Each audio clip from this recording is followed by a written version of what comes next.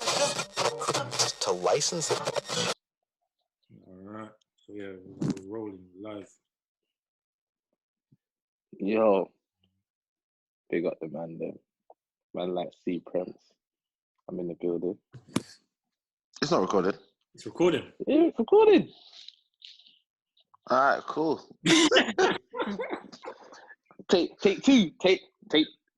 two, and action. Go on now. What? No intros for the man. All right, listen. What is this? Episode 10. What's this? Episode 10 now, yeah? 10. Yes. Episode 10. Please don't cancel me podcast. You understand? Lockdown edition. You know, the extended quarantine madness. Myself, Big Jim in the building. Yo, it's J Urban here again. It's me, C Prince in the building. So what's been going on, lads? How's your week been? My week's been all right, man. Man's got a bike now, so man's been cycling. We're doing some mad Yeah. stuff. But have you always had a bike? Yeah, but I bought a new one. You back from Cycle King? August. You can't go wrong with Argos. I'm joking. August. Yeah, I bought a bike, man. Man's been cycling. But I tried to find one the other day. I saw 2 bills. I said, nah. Yeah, the prices are back. Bro. How much? 270. Yeah, but it's the proper ones though, isn't it? The proper. And that is, it's not that proper. That's the thing, bro. When I was going to get a proper one, those bikes are like 4, 5, 6 bills, bro. Yeah, the prices are. It's not worth it because once we go back to normal, man's not gonna ride like that. You understand? I think I will. It's working. It's good, you know. It's good for cardio. Like good for your. Crazy. Yeah, man. I'll be real. Can't go wrong about it. No homo in it, but it hurts my bum, fam, when I ride. Cushion, bro. I got a cushion, bro. You gotta get a gel seat, fam, man. I got a padded seat, fam. Now, but you know what the problem is? When I'm riding, it's cool. You see, when you go sleep and wake up the next day, you're like, I'm not on this again. That first day, it's like gym, innit? You know, like that gym, you ain't been, you feel it that first. After that, you don't feel nothing, bro. It's calm. Man still rides bike, fam. Bike, you can't go wrong with a bike, fam. But I'll on it if I had one, but the prices right now is too crazy, so I'm not even gonna bother. Yeah, they are expensive. Can't lie. They are expensive. If you want to get a decent. Find a nitty, give him £30. It'll bring you a nice bike, fam, bro. I'm sorry, sir. What is a nitty? I don't know. Don't get off fabulous for the podcast. What are these terms? All right. Listen, it's quarantine, fam. Everyone's gonna eat, fam, bro. Oh man, oh yeah, boy. Episode 10. What's today's topic, Jay? We're gonna talk about whether or not a mother can raise her son to be a man, and vice versa. Whether a father, obviously, if he's raising a child by himself, a father can raise his daughter to be a woman.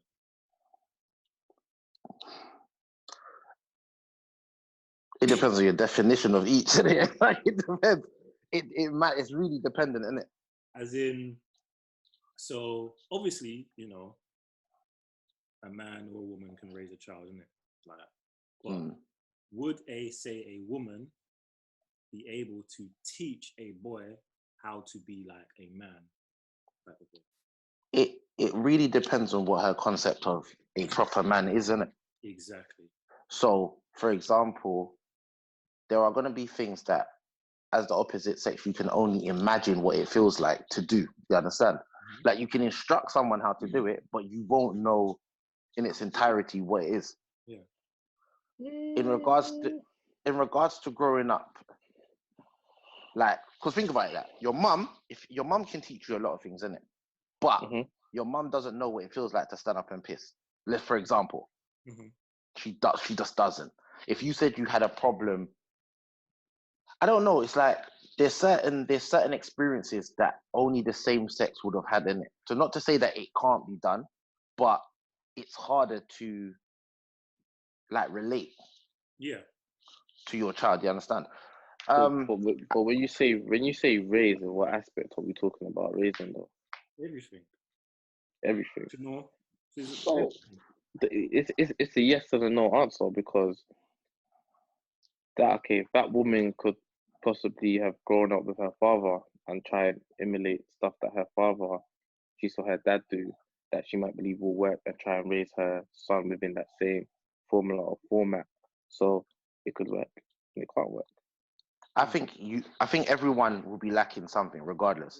I think everyone will have their own different perception of how it works. I guess it's a. Even if, say, a woman was raised by her father, then just emulates how her father was, that is still, there's only still so much she can do. So, because, for instance, let's say the son comes to her with something that only a man will be able to relate to, even though she's raised by her father, she still cannot, that's still going to be very, very new to her. Do you understand? And also as well, just naturally, as parents, we tend to, like, as a man, we would raise a daughter different from the way we would raise our sons.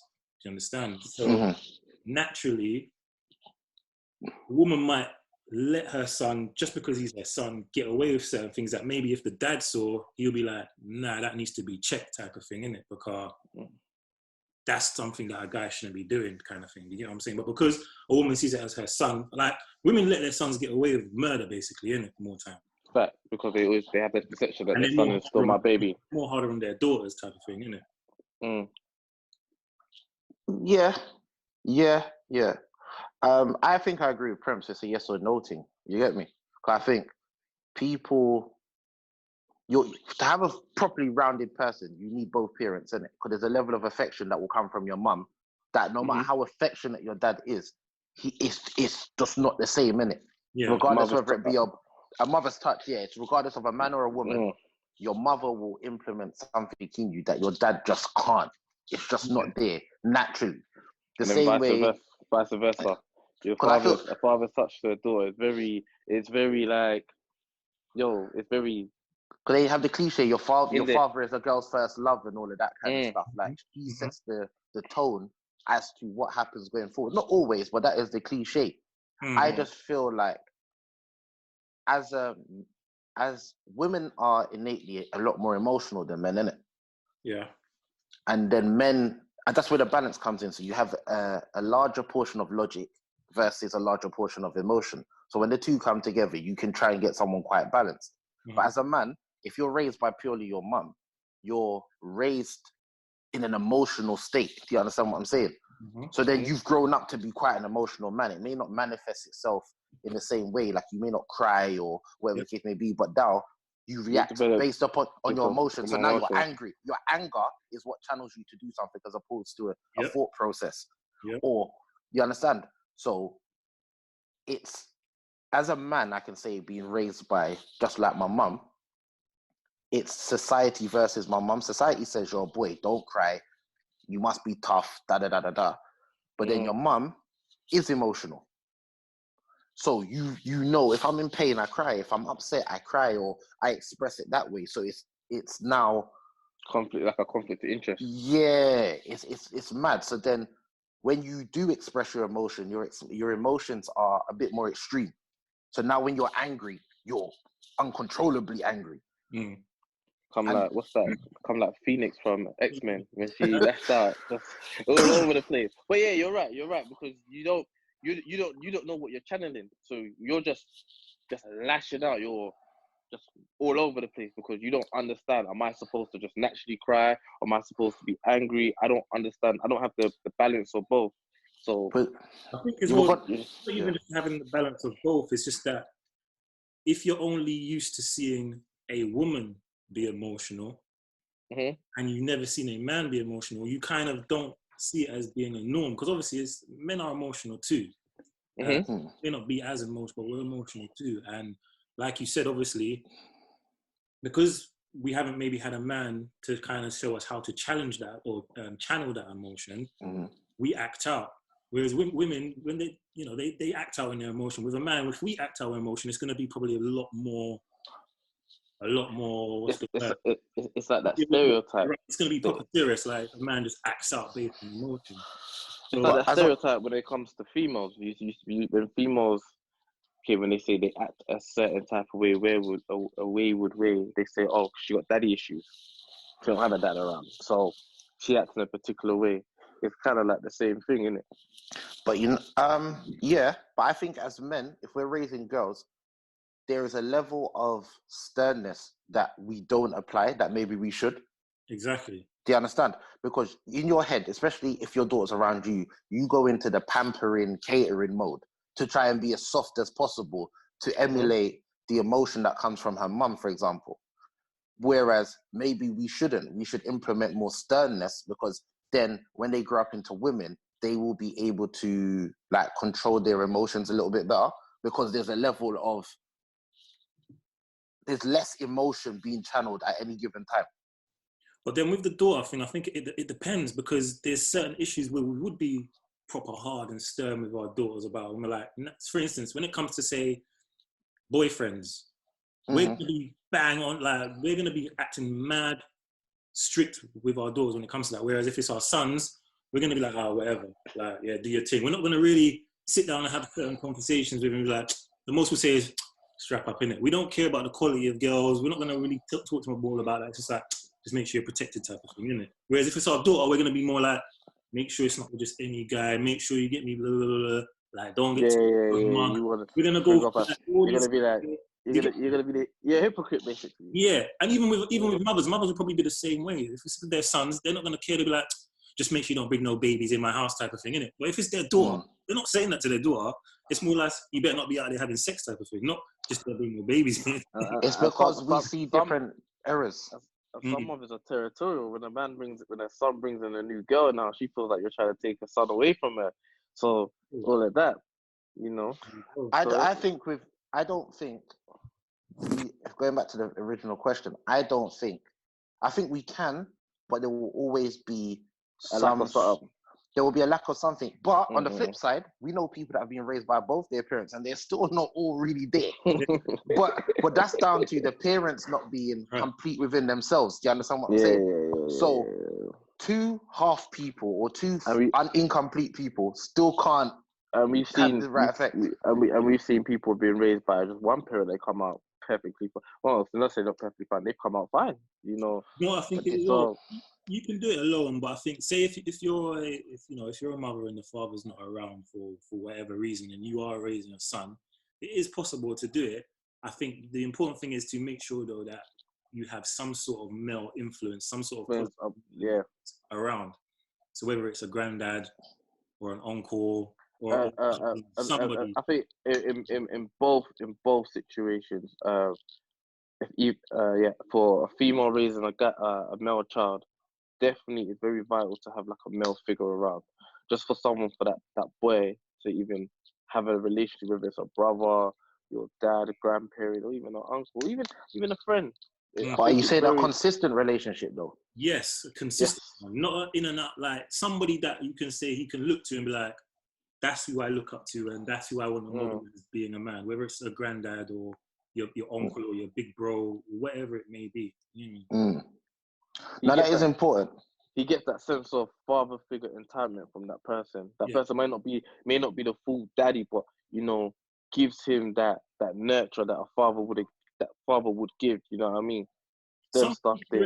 Somebody you can, because obviously certain issues that boys go through, they're not going to want to talk to them about. And let's say you haven't got a male figure that you can go. There's certain things you're just going to have to battle with internally. Or you turn to your brethren and get stupid advice. So that's what it is. Exactly. A lot of us ended up turning to our brethren, and then, because even something as early as like primary school, you had things where your brethren would say, like, even though it was a wind up, but if you touch a girl, you'll get her pregnant or something like that. Or so these things, it starts that early. You end up being a little bit misguided going forward. Every time when you start to learn about sex, you're learning from your brethren who might even be lying to you. They may not even have done anything yet. Experienced as you. But it's awkward for a man. I don't know. Maybe because a lot of our parents came from the West Indies or came from their homelands, innit? So when they've come here, we're the first generation of English. So they were not raised to be as open as that. yeah, have certain conversations and be open and stuff like that. So even if you have both parents in your house, or you just have one, there's certain conversations you still don't feel comfortable to have because that parent has not allowed you to feel comfortable to release that information. So question. What was your lot's parents' reaction when you first told them you was having a child? My mom, she didn't cry, but I saw the tears. It was more of a shock than anything. When I went to her, it was more of a shock. But she was like, all right, cool, I got you, don't worry, kind of thing. That was the first time. Then it led on into it led on into the kissing. We'll become a norm, yeah? She just started kissing her teeth. You know when she was like, kiss her teeth. that was what it was. What about you, Jay? Huh? What about you? She was happy, bro. She was normal. Like, I think it's like I said, more of a shock, like for real type of thing. Like, yeah. Because remember, that's the first time your mom can verify you're beaten. That's the verification. She can assume, but that is the verification that you are now beaten. Yeah. Unless you've been caught prior, I don't know. I've never been caught. They would know. I'm sure they would know, but but they can't prove it. Yeah, that's just the verification that okay, he definitely is doing it. You know, I can stop being naive about it. It's happening, type of thing. Yeah, I mean, there's always gonna be that battle in it. There's always gonna be that battle of the sexes where you're always gonna handle. As a man, you're gonna handle your sons and daughters differently. As a woman, same thing. I feel like, as you said, men get away with a lot more with their mums. Yeah, but no, that's a lie. No, if there is no dad around, I can speak for my mum was a lot more stern, maybe too overprotective to compensate for that lack. Do you understand? Like, if my dad was around, my dad might have been like, oh, like, make him go outside kind of thing. Let him go do what he's doing. But my mum was like, nope. I'm not even taking the risk. Over there looks like they're bad. You're not going over there. Like, it's just not happening. It's all right. It's cool. We were good. Then in turn, you think again that even that way, because obviously you have to find a balance. You're either too strict or you're too lenient, type of thing, isn't it? So, too strict causes rebellion, though. Exactly. So a lot of because you get to certain protect, especially the environments that we're growing up in now. They will be very protected. Like, no, like I know what's going on out there. You're not going right. You're staying in. Want to wrap them in a certain cotton wool. Even that can have a negative effect because then, like you said, it makes you want to do it even more. It makes you want to go. Because when you get to that certain age and you become free and you unleash like this wild child that's never seen reality. Never doesn't. They're not street savvy. Yeah, so it's just like and then roped into stupid things that they should never have gotten themselves into in the first place, just simply because they're just not aware of what's going on. But that's the thing. The balance is hard to get regardless. You understand? Because I've seen examples of a full family, like a nuclear family, mum and dad in the house. But if it's a little girl, the mum takes over charge of the discipline and how the child is raised. And the dad kind of sits back and does like treats and stuff like that. And then vice versa with the boys, the dad will step in. So there's still not an adequate balance, if that makes sense. Yeah. See, I could. Well, I grew up in a house of boys, but yeah, you're right, because my mum was more of the lenient. She was strict. Don't get me wrong, but in terms of us like blending in society, she was very lenient towards it. She would allow us to venture out, and my dad was more of like the drill master, as in like there was order, there was things were set in place. My mum would allow us to break one or two rules, whereas when my dad was in the frame, so we used to hate it when my mum would go on holiday by ourselves because we knew that this guy is drilling us like it was army boot camp. Even if it was weekend, you're up by a certain time, you're cleaning. Do you know what I mean? Where's my mum weekend? You can wake up at 12 o'clock. Nah, not my dad. You're up by 9:30, the earliest. So yeah, I get what you're saying. I don't think you can. And now that I have a daughter, it's kind of mad because I'm lenient to a degree. There's certain things I don't allow to slide, but then there's a lot of majority things that it's like But then I realized with her mum, nah, what I will let slide, she won't let slide. Because it was different experiences growing up, innit? And because you've only got your daughter, you haven't got a point of reference in regards to how you may or may not treat your son when you do have one, you understand?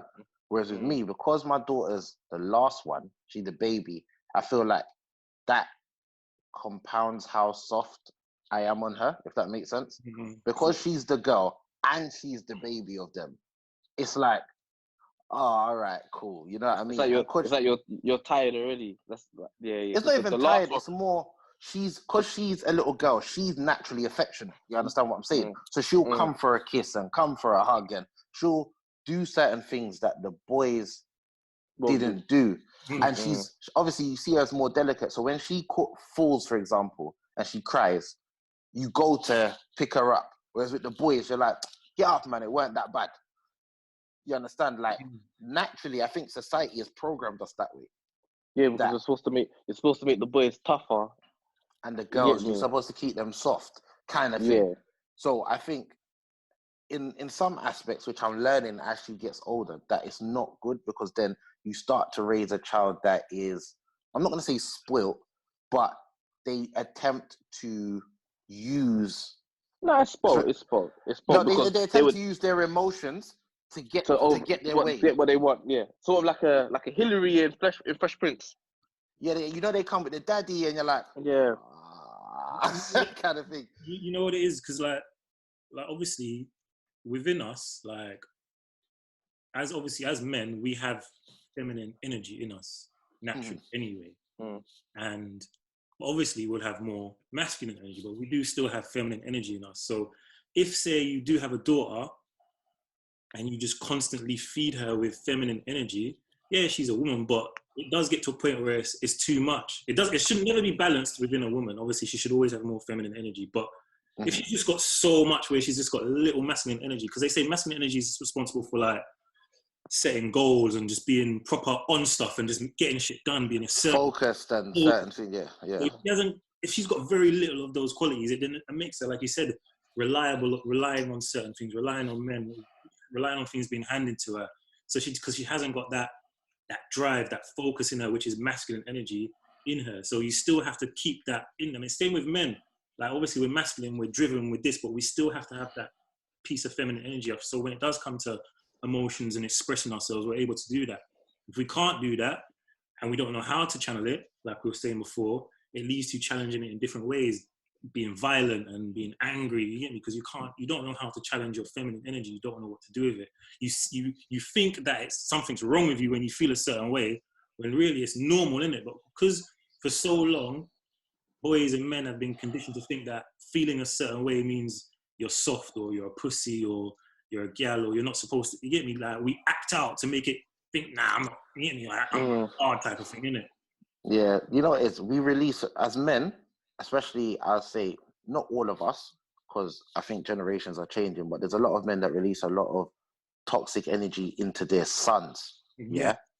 So as much as you may see as a man raising a man is a logical line of things to do, some men take it too far and release this weird toxic energy into their kids that's going to manifest into something really messed up later on in life. Like, I remember I was in the barbershop and the guy was like, he doesn't kiss his son. Yeah. He doesn't kiss his son because he came on this ignorant, like, man not for kiss man thing. He came on that kind of way. And I'm saying to him, so you have the barbershop debates, innit? So I'm saying to him, but why? He's like, two men shouldn't kiss. But I'm saying, number one, he's not a man. That's your son. That's one. And number two, don't you think there's something wrong with you if you are sexualizing a kiss with your son? Do you understand what I'm saying to you? Because remember, we're not talking about your big 25-year-old son, you know. We're talking your son's in primary school kind of thing. Yeah. Now, I'm not saying kiss your son on his mouth. I'm not saying that. But to give your son a kiss, you've now associated that with homosexuality. It's the thought process behind it. You sexualize something with your son. So therefore, what you're going to tell me, you're not going to kiss your daughter because what? You're only supposed to kiss women that you're lying down with. That's what you're going to tell me next. So it's a weird thing that some men, I feel like their sons need their mum. Like, you know, it's like you need someone to balance out that level of ignorance. Yeah. Even if he did say had a mum to balance it out, it's still gonna make him grow up with that. Yeah, because he's gonna have that mindset going forward. But when he has a son, he's gonna be like, yo, man, I kiss my son, car. That's a homosexual thing. So if anything, that mindset is still being transcended through his dad. But this is what I'm trying to say. So I believe boys, my personal opinion, I'm not saying boys shouldn't have their mums, because I believe mums are essential for life. Like to this very day, there's certain things I'll phone my mum and be like, mum, listen, boom, boom, boom. And she's just more understanding. However, I do believe that in the, I'd say, more formative years of a child's life, so the earlier years, their mums are very, very essential just for the maternal aspect of things. I think a father's role is very essential during the teen years as well. Well, this is what I'm trying to say. You should still be around your child, 100%. I'm not saying that. But you see when that child starts to hit a realm of freedom. So you see like the year 7 where you start going to school by yourself and all of these kind of things where you're a lot more free. I believe that not that the mum shouldn't be there, but the dad's role should be more dominant now, because you need to now be more of a presence to make them understand, especially with the world that we're living in now. I feel like the dad's presence is more vital at that period in their life, you understand? Because there's going to be things, there's going to be pains that they have that mum don't know. The same way with girls. Little girls need their mum, and even, you know, they start hitting puberty and periods and stuff, they're going to need to turn to their mums and stuff. But as a father, I do believe that you need to also understand that aspect of your child. Do you understand? Because if the mum's not there, what are they going to do? Suffer in silence because they don't feel comfortable to turn to you. So I feel like it's equally as important. But with boys, the older they get, I think the more they need their dad to rein them in a bit. You understand? Dad or some sort of father figure that can rein them in. Because like I said, if it's a single woman, if it's a single mum and dad's not around, they still need that male figure to say, you know what? Of course. Whether it be big brother, uncle, cousin, whatever it may be. But the reason I say father is because I do believe I'm on this mindset of together or not together, you need to be a dad, innit? 100. Like you need to be that person. So this whole the dad's not there, so there should be someone to step in and replace. It's not acceptable. Like it's that thought process. As much as it happens, that thought process is too much of a common one. Like, oh, your dad's not here, so he's replaced with this other individual. Do you even think that that's even a mindset now? Because would you argue that even now, a lot of women are taking on the mindset of, well, dad's not here, I can do it all by myself type of thing. When we say dad's not here, what capacity are we talking about? He's just not there for whatever reason. He's just not in the child's life. He decided to not be in the child's life. That is but that is a very toxic mindset as well. Because what women need to understand is you can be a very, very good mum. You can go above and beyond for your child, but you can never be their dad. Do you understand? You can be an amazing mum. I'm talking like, you know, the type of mum that goes football matches, school meetings, that works, 3 jobs. You could do everything, not sleep. But nevertheless, you are still not dad. And that's not to negate your role. That's just to say, we can't be each other. The same way as a man can't have custody of his child or have his child with him and be like, well, on Mother's Day, yay to me because I'm mum too. You'd never hear that because it's impossible. Question. So when you see stuff like on Father's Day and you see mothers post up, happy Father's Day to me too, what's your reaction to that? I think it's ridiculous. It's like, if you don't have nothing, it's one of those, if you don't have nothing good to say, shut up, innit? You don't need to say. Like Father's Day, like, cool, you've been holding it down, doing your thing. Respect that, innit? But you see some man big up their mums on Father's Day as well. See some man big up their mums on Father's Day. Yeah, but that's issues within them though. That's them lashing out at that weren't around. Do you understand? So it's still toxic because that's clearly that there's some unresolved issues. There's things that they haven't dealt with. So do you believe they've inherited possibly a negative energy from their mother that has towards their father that's transited some to them. people, you grow up and you see your dad for what he is. You don't need your mum to tell you nothing. Yeah. You've just grown up and realized, rah. No. Especially the same way you can grow up and see your mum for who she is. As much as you love her and she's your mum, as a man, you can look at your mum as a woman and be like,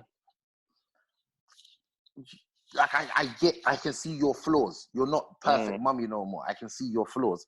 The same way I don't feel like a lot of mums, which I've seen, I've heard and seen through social media where they directly bash the child's dad in front of the child or to the child. But I don't necessarily feel like that's necessary to taint the child's image of their parent. No. I feel like the child should grow up and make that decision themselves. Because if he is a shit dad, they will grow up and think, yeah, he's a shit dad. You ain't got to convince the child. They will know just from growing up, knowing that, seeing other kids and how other kids are with their dad, and they'll just start thinking, like, oh, my dad didn't come. My dad doesn't come to football matches. My dad doesn't do this. My dad. They will just naturally grow up and know and get. But at the same, sometimes it has an adverse effect, though. Because sometimes you bash the parent, and the child doesn't care. Like, you know, like. But then, and also it has an effect where that child can also become their father as they grow up, because they'll start to kids be like, well, my dad went around, so what I need to be around for? Like, my mom taught me football, but I go to the partner, you could take the youth football. Do you know what I mean? Yeah. So it can also have that effect as well. So you have to kind of be careful of the messages or you portray around your kids of the opposite parent. It's hard though. I will say it's hard because because remember, if you and the other parent, whether it be male or female, are not in good terms, it's an energy that you kind of can't hide at the same time, because the interactions and stuff will be different. Sorry to cut you there, because you got full custody of your son. So how do you manage that? My son sees his mom. So it's a thing where I don't feel as if, I stand firm by the fact of, I don't feel as if you need to belittle or badmouth or anything your child's other parent, because at the end of the day, that's not your role. Your role is to do the best you can. And if you look at looking after a child is 100%, if the other parent can only do 10, 15, 20, whatever their percentage is now your role to step in and fill that gap to the best of your ability. And as they get older, if they have questions, of course, you must ask and be as honest as possible. But there's a way of being honest whilst being tactful. So you don't have to insult somebody to explain why something is the way it is. So you basically still protect the other parents. Of course, you must protect that image, because you would always want your child to have the utmost respect and admiration for that person to the best they can, innit? Don't get me wrong, if you're a fuck up, you're a fuck up, innit? There's nothing no one can do for you. But regardless of what the situation is, you still want that child to have respect for that other parent. You understand? You wouldn't want to see that your child that you've raised to have manners and whatever disrespect their other half, pretty much. You wouldn't want that. So I feel like in time, whatever's in the dark must come to light. Do you understand? So I wouldn't have to tell any of my kids anything. The same way I don't feel like their mums would have to tell them anything about me. In time, they will see who I am, and if whatever questions they have for me, when the time is right, they will ask. Yeah. And all I can be is as transparent as possible at that moment in time to try and answer those questions. I think as well, like, what you see a lot as well is, well, not a lot, but some cases anyway, you see women raising sons and they've got so much deep lying issues and emotional issues and hatred towards the father of that child that, like you said, they try to like plant these things in the son's head. And almost what that does is it kind of, you're basically raising a son to almost be exactly like that same guy. Yeah, because you're feeding that information into the child. Feeding in that energy. And all you're doing is growing that into somebody else who's then going to basically do the same thing to somebody else's daughter. You know, do the same thing he did to you to somebody else's daughter. And I think But it doesn't say sometimes you got to break the cycle. You got to break the cycle, right? Exactly. You got to be very, very careful when raising your sons, man. Like you said, you shouldn't feed them that type of energy. Let them make that decision themselves as they grow, just from being around their father or not being around them. Let them come to that decision themselves. Don't feed it into them, kind of thing. But sometimes what I've seen as well, so to cut you, I've seen mothers, because they want the dad, they literally try to mold the child into a mini version of the dad. I'm talking the way they dress, everything. They've tried to mold them into a mini version of this person that they want, which is equally as toxic, because you're not allowing the child to develop and become their own person. That's more of a mental thing. They've got some mental issue there, because it's like I can't have the dad. So what I'll do is I'll recreate the dad through the son. But I think there's a lot of mental issues, and as you said that, I think this whole thing kind of goes into that. Like, there's a lot of unresolved issues that people are not confronting. Hence why they are raising their children in the fashion in which they are.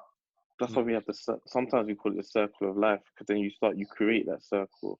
So, for instance, if you come from a broken home, so society states, a broken home, and you get with someone and that doesn't work, or for whatever reason, you're basically recreating that broken cycle. So how do you break that cycle? It goes back down to raising kids. If you was raised a certain way, let's say, for instance, we were all raised, let's say our dads or parents were like drug dealers and whatever, and then they raise us in the same way. You're not breaking that cycle, because all we're doing is inheriting their bad behavior. And we went to school with kids like that who will come and boast, my dad's a bad man, and come to school and boast that bad man behavior because my dad was a bad man. And then, you see the cycle of that happening. So that's also a cycle. We've got to learn how to break the cycle. It's acknowledgement.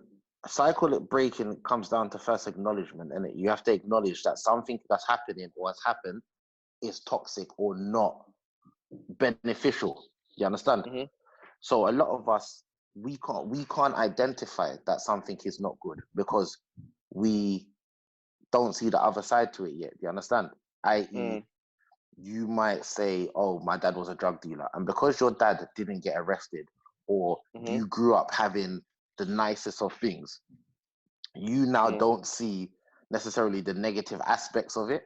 So you've gone forth and continued that until you buck up in that negative. Then it might change you, because everyone's got a different trigger point.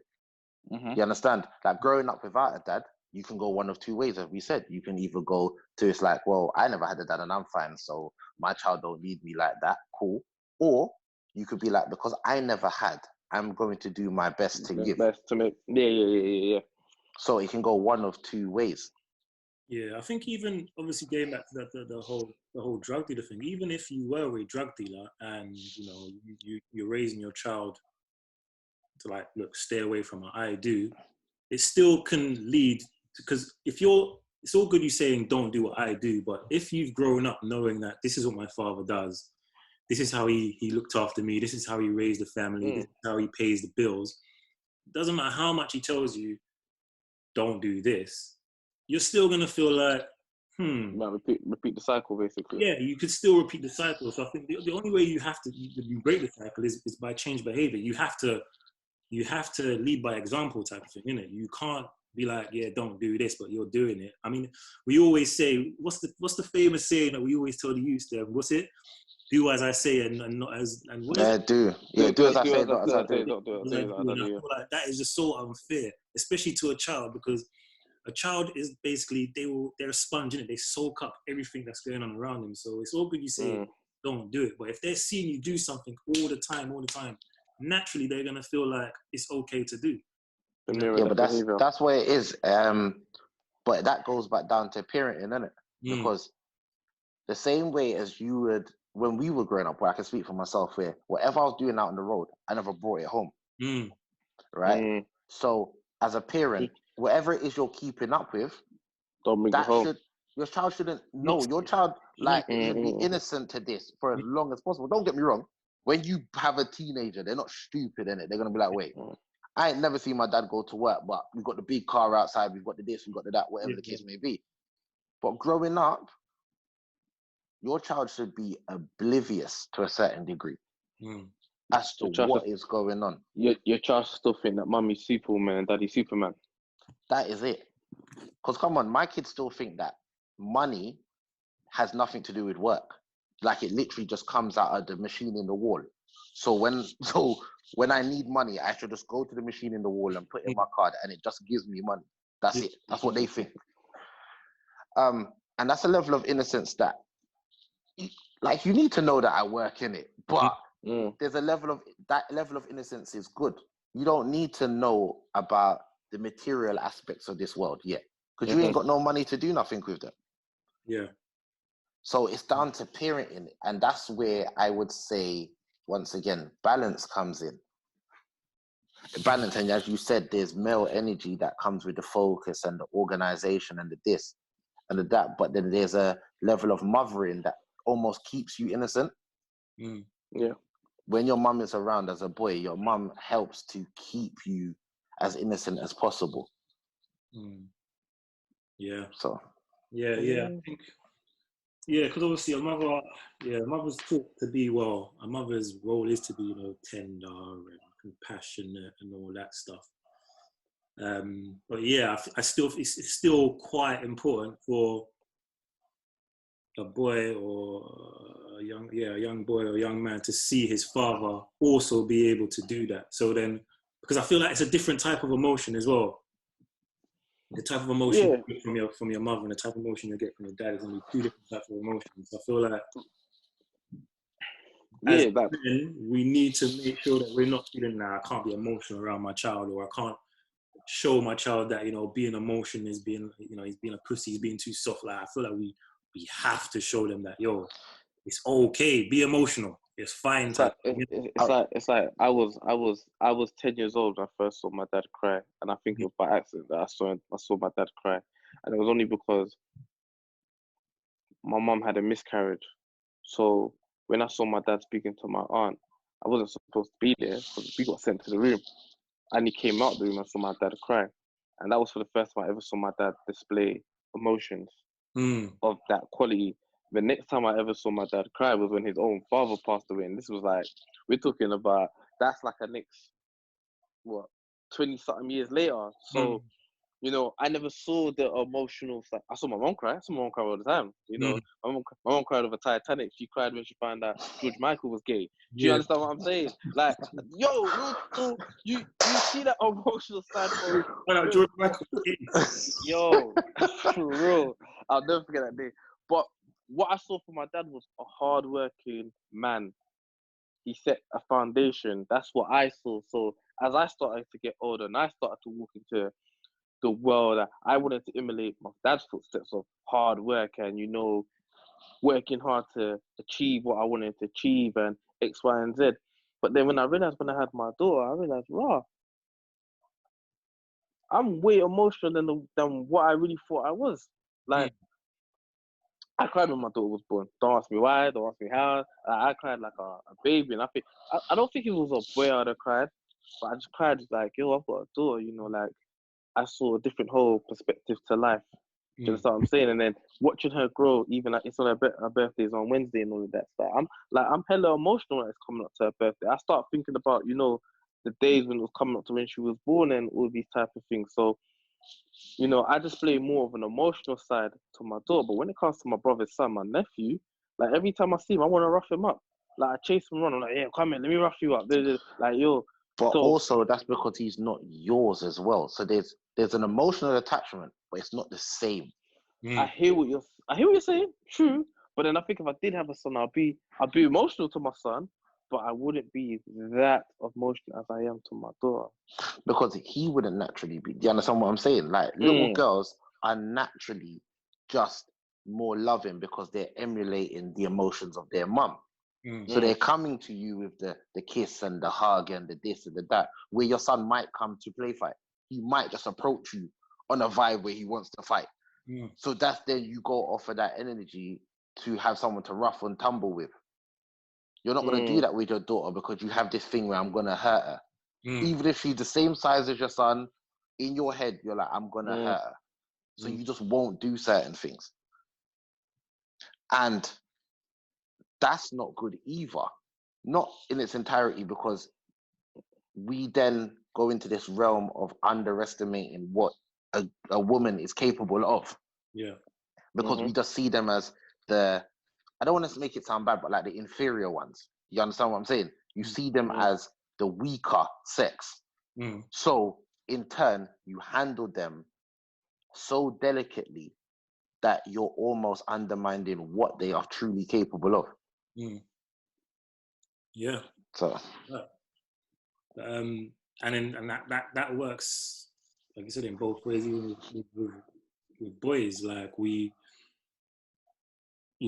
when they do have that emotional side to them, and we're just like, and they say they're crying over something that's happened, and automatically like, stop crying, like fix up, like why are you crying, like you get me, like toughen up type of thing, innit?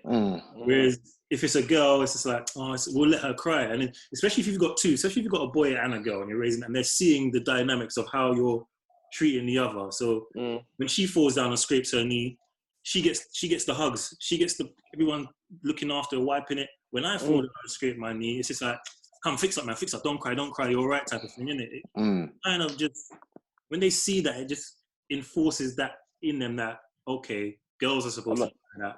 I'm not supposed to cry. I'm not supposed to. It's gender roles. We're starting gender roles from like birth. Like, yeah, it's the truth. But I don't think there's any way around it. You understand? Like, I don't think there is, because this is something that's as old as time. Are you really now gonna have a daughter and be like, well, I'm gonna raise you the same as I raised my son, the same as your brother? I'm gonna raise you the same, because then your daughter's gonna come out in society being quite weird, because she's going to behave like a boy.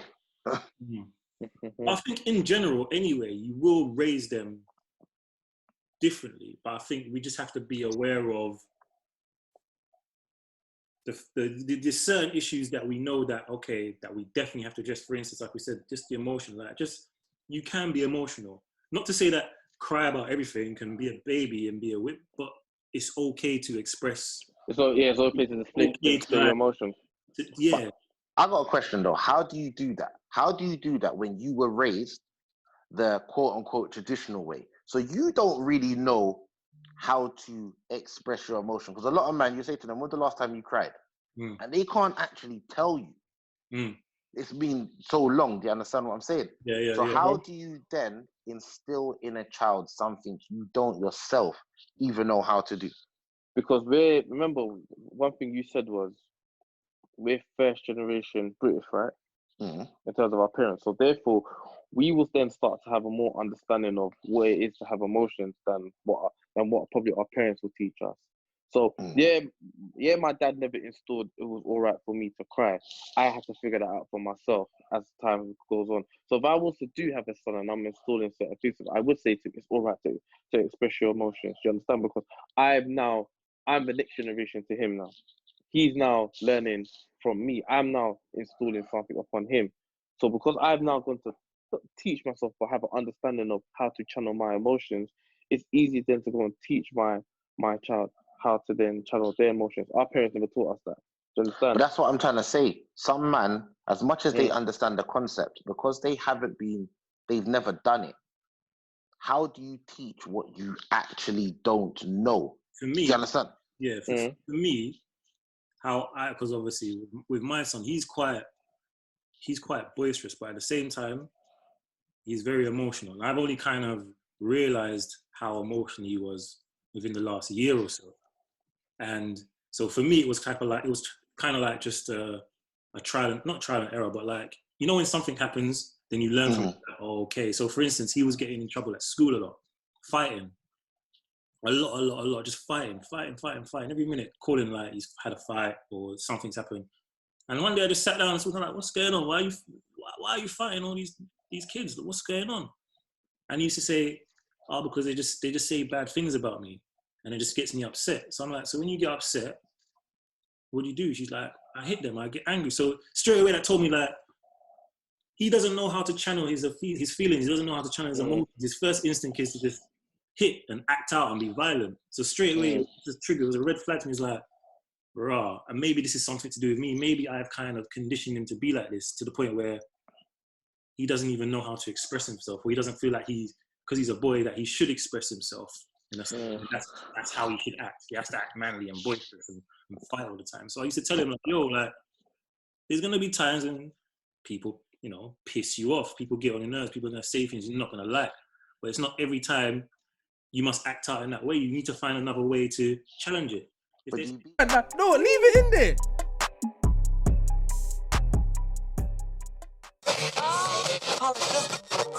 To license it.